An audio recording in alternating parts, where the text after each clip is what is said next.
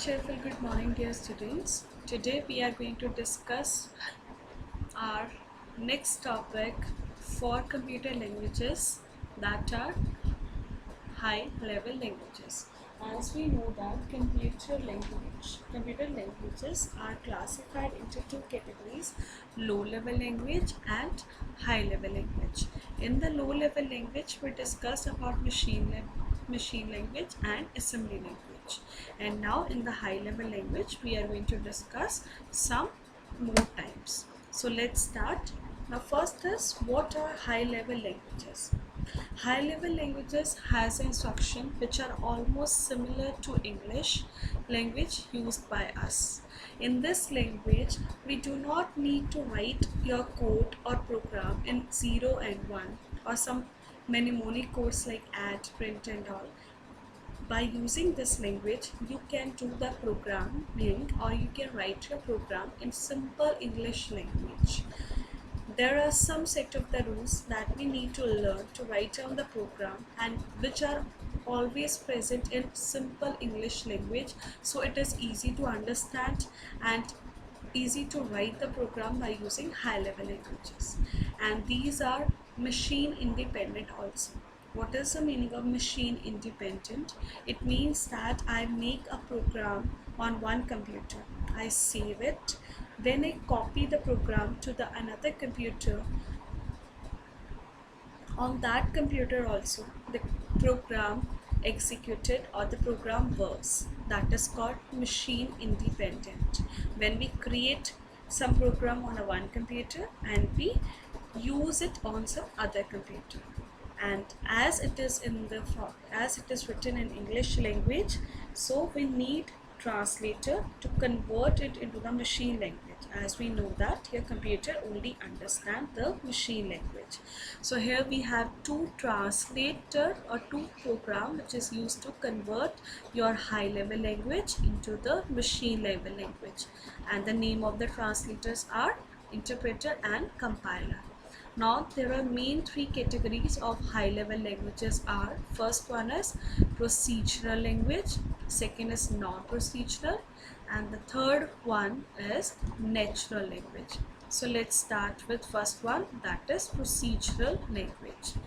Procedural language is also called third generation language. In this language, the programmer write the instruction that tell the computer what to accomplish and how to do it.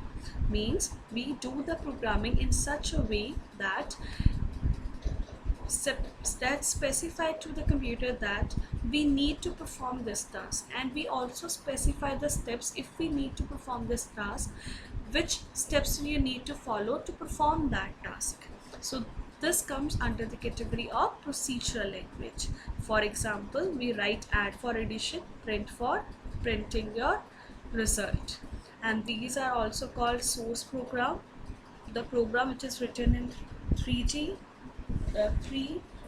it means third generation language, is called source program when it is converted into the machine level language by using compiler and interpreter. Some examples are C, Basic, COBOL, Fortran are the example of third generation language.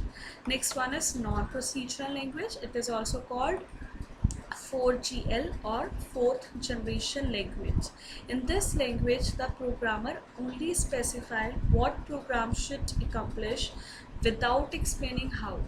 It just specify this we need, but we do not specify how to perform it.